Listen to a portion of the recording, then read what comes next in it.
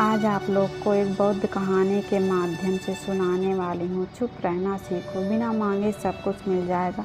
आप कहानी से सुनने से पहले आप चैनल को सब्सक्राइब कर लें प्लीज़। तो आज कहानी की शुरुआत करती हूँ। आश्रम के सभी बच्चे जब दूसरे कामों में लगे रहे होते थे, तब एक बच्चा जो कोने में बैठा चुपचाप रहता था, वो अक्सर किसी से ज़्यादा बात नहीं करता था। आश्रम की जिम्मेदारियां पूरी करने के बाद जहां सभी बच्चे बातें करने लगते, वहीं पर वो शांत रहने वाला बच्चा एक बरगद के पेड़ के नीचे ध्यान करता। सभी बच्चों को आश्चर्य होता था, क्योंकि उसका कोई दोस्त नहीं था। वो आश्रम में अकेला ही घूमता रहता था। ये देखकर उसके गुरु बड़े प्रसन्न रहते थे।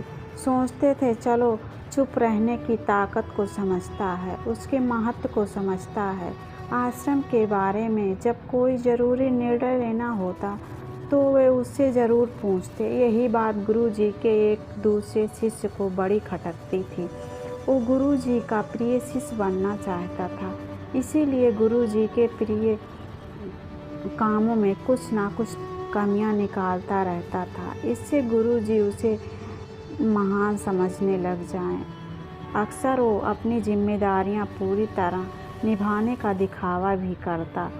चाहे उससे कोई सलाह ना भी मांगे तो भी वह उन्हें अपनी सलाह देता रहता था। वह बहुत वाचाल शिष्य था। आश्रम के सभी शिष्यों में प्रसिद्ध भी था, क्योंकि वह सबसे हंसी मजाक करता था, उससे दिन भर बातें करता रहता। इसलिए उसका आश्रम के सभी लड़कों से दोस्ती हो गई थी। लेकिन गुरु उससे राय ना लेकर दूसरे बच्चों की राय लेते थे। यही बात उसे बहुत खटकती थी।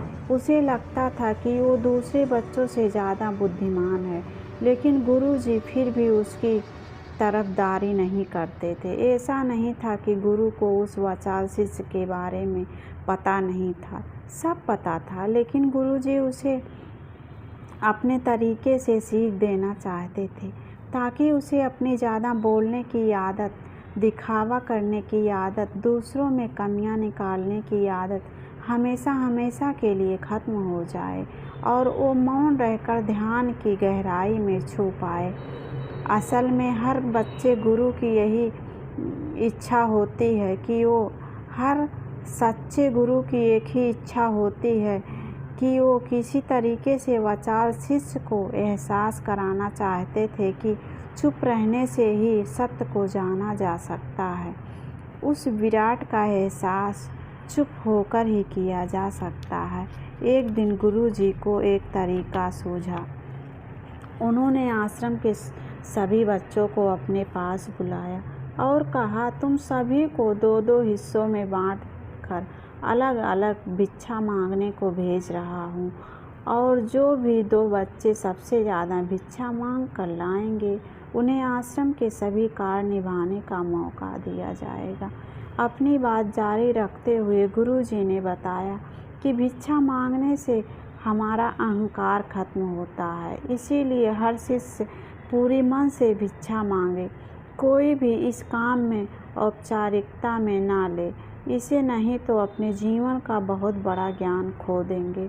आश्रम के गुरु ने जानबूझकर वाचाल और चुप रहने वाले शिष्य की जोड़ी बना दी। वाचाल शिष्य के मन में सिर्फ एक ही बात चल रही थी कि इस बार उसे मौका मिला है और इस बार वो गुरुजी को दिखा देगा कि वो चुप रहने वाले शिष्य से कितना ज़्यादा प्रतिभावान है। दोनों शिष्यों ने आपस में अपनी सहमति से निर्णय लिया कि दोनों गांव के अलग अलग कोनों से भिक्षा मांगेंगे, ताकि भिक्षा मांगने का काम जल्दी खत्म किया जा सके। चुप रहने वाले शिष्य हर द्वार पर जाकर हाथ जोड़कर अपना भिक्षा का पात्र उनके सामने कर देता। उसके चेहरे पर एक सादगी और उसके आँखों में एकांत होता था। उसे भिक्षा देने वाले अपने आप को अनुग्रहित समझते थे। वहीं दूसरी तरफ वाचाल शिष्य हर द्वार पर जाकर उनको कुछ ना कुछ ज्ञान देने लगता, जिसे भिक्षा देने वाले उसे बिना भिक्षा दिए ही लौटा देते। पूरे गांव में जब भिक्षा मांगकर दोनों शिष्य मिले तो वाचाल शिष्य ने देखा चुप रहने वाले शिष्य के पास ज़्यादा भिक्षा थी। ये देखकर उसे मन ही मन बहुत ठेस पहुंचा। लेकिन जब वो दोनों भिक्षा का सामान लेकर आश्रम की तरफ जा रहे थे, तब वाचाल शिष्य को एक चालाकी सूझी। उसने चुप रहने वाले शिष्य से कहा, हम अपनी भिक्षा एक ही थैले में डाल लेना चाहिए। गुरुजी हमें एक साथ भिक्षा लाने के लिए कहा था। चुप रहने वाले शिष्य ने बिना कुछ बोले अपनी सारी भिक्षा उसके थैले में डाल दी। वाचाल शिष्य मन ही मन बहुत खुश हो रहा था कि गुरुजी को यह नहीं पता चलेगा कि हम में से ज़्यादा भिक्षा किसने मांगी है। उसे लग रहा था कि गुरुजी इसको हमसे कम प्रतिभावान समझेंगे, इसीलिए उसने ये तरकीब अपनाई। सभी शिष्यों के आने के बाद संध्या के समय जब सभी को भिक्षा तौली गई, तो इन दोनों शिष्यों का भिक्षा सबसे ज़्यादा निकली। गुरुजी ने इन दोनों का अभिवादन करते हुए आश्रम के सभी बच्चों के सामने उनकी पीठ थपथपाते हुए उनको मुबारकबाद दी और कहा, मैं आश्रम का कार्यभार मैं तुम दोनों को नहीं सौंप सकता। इससे आपसी मतभेद होने का खतरा रहता है। इसीलिए तुम में से जो ज़्यादा भिक्षा लेकर आया है, आश्रम की जिम्मेदारियां उसे ही सौंप दी जाएगी। जब दोनों से पूछा गया, तुम में से ज़्यादा भिक्षा कौन मांग कर लाया था, तो वाचाल शिष्य ने कहा, गुरुजी मैं इससे दुगनी भिक्षा मांग कर लाया था, पर मुझसे गलती हो गई। मैं जो दोनों भिक्षा एक ही पात्र में डाल दी। मुझे नहीं पता था कि आप ऐसा निर्णय लेने वाले हैं, वरना मैं अपने भिक्षा का थैला अलग ही रखता। इससे गुरुजी ने चुपचाप रहने वाले शिष्य से पूछा, क्या तुम इसके बाद से सहमत हो? क्या तुम इससे कम भिक्षा लेकर आए थे? इसे सुनकर चुपचाप रहने वाले शिष्य ने कहा, गुरुजी मेरे पास ऐसा कोई साधन नहीं है जिससे मैं ये साबित कर पाऊँ कि मैं इससे ज़्यादा भिक्षा ले आया था। असल में ये उल्टा बोल रहा है।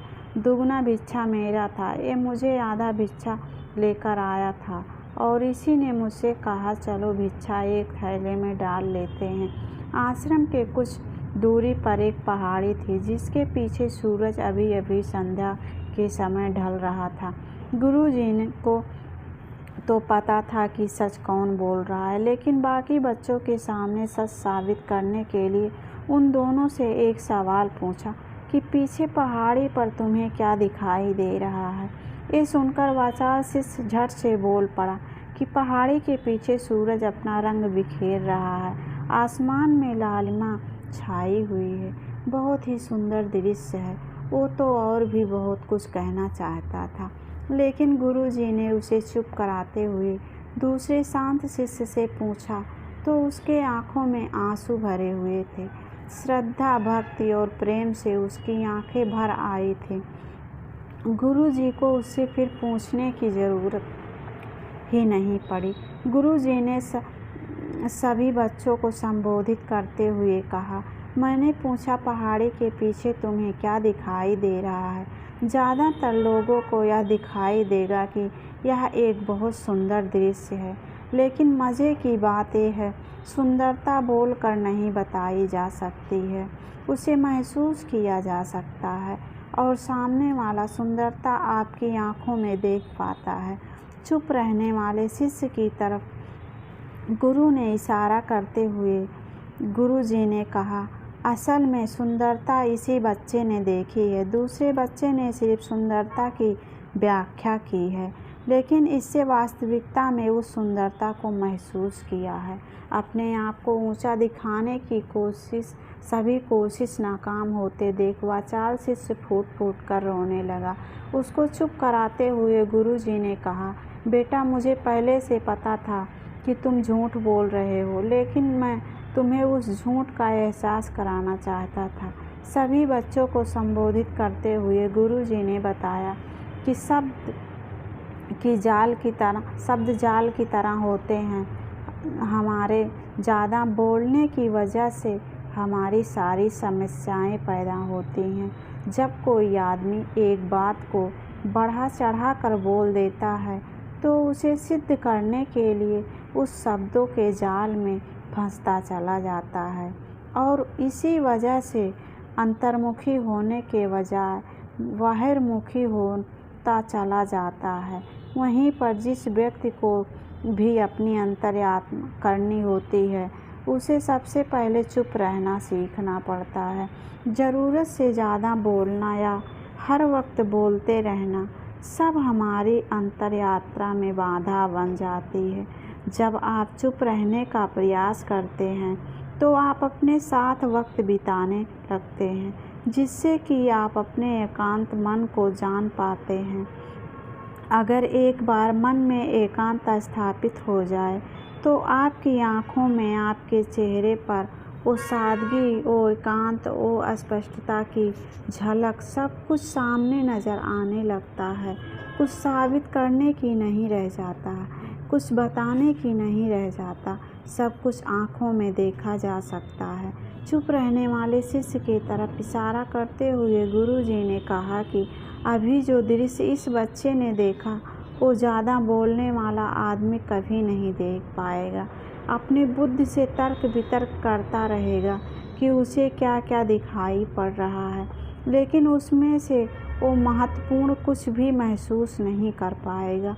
उसे दिखाई पड़ जाएगा पहाड़, सूर्य या उसकी लालिमा, लेकिन उस सुंदरता को, उस विराट को, उस अद्वैत को वह कभी नहीं देख पाएगा। अगर चुप रहने की कला सीख गए तो आपको सबसे पहले एक बात ध्यान रखनी पड़ेगी कि तुम्हें किसी को भी प्रभावित करने की कोशिश नहीं करनी है।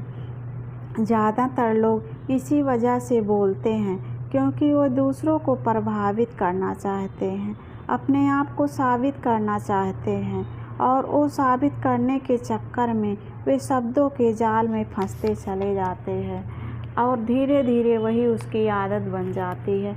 अगर कोई व्यक्ति दूसरों को प्रभावित करना चाहता है तो वो कितने लोगों को प्रभावित कर पाएगा? उसकी ये भूख बढ़ती ही जाएगी और वो इस संसार में सबको कभी नहीं प्रभावित कर पाएगा। और इसीलिए ये समझने की बात होती है कि बहिर्मुखी होने के बजाय हम अंतर्मुखी हों, अपने आप को समझ सकते हैं। अपने बातों को ख़त्म करते हुए गुरु ने अपना आखिरी संदेश दिया। उन्होंने बताया, अगर कोई व्यक्ति ज़्यादा समय तक चुप नहीं रहता तो उसे थोड़े समय से अभ्यास करना चाहिए। दृढ़ संकल्प लेकर किसी व्रत की भांति दिन में कुछ समय या हफ्ते में कुछ समय चुप रहने का अभ्यास करना चाहिए। इससे हमारे चुप रहने की आदत धीरे धीरे खुद पनपने लगती है, क्योंकि एक बार जब हम चुप रहने लगते हैं तब हमें चुप रहने का आनंद पता चल जाता है और हम उसके बाद हमें प्रयास नहीं करना पड़ता है, बल्कि हमारा मन आनंद की तरफ बढ़ने लगता है। चुप रहने की कला सीखने के बाद आपकी बुद्धिमानी, आपकी स्पष्टता दोनों में बहुत फ़ायदा होता है। वास्तव में जिसे दर्शन कहते हैं वह मौन रहकर ही किया जा सकता है। इसके बाद सभी बच्चों से चुप रहने का संकल्प लेकर गुरुजी ने अपनी बात खत्म कर दी और सभी बच्चे रात्रि का भोजन करने के लिए एक साथ भोजन कक्ष में पहुंच गए। आप सबको यह कहानी कैसी लगी ज़रूर कमेंट करके बताना प्लीज़।